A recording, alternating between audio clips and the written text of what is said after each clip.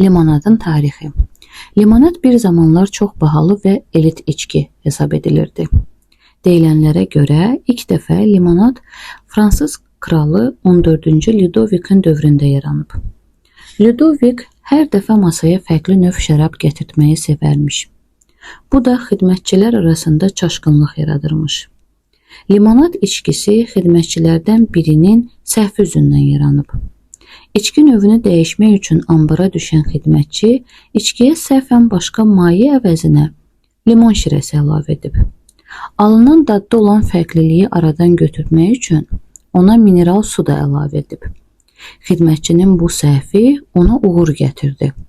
Sonralar limonad adlandırılan bu içki 14-cü Ludovikin çox xoşuna gəldi. Hər gün bu içkidən süfrəsinə gəlməsini sifariş edirdi və beləliklə tez zamanda bu içki məşhurlaşmağa başladı.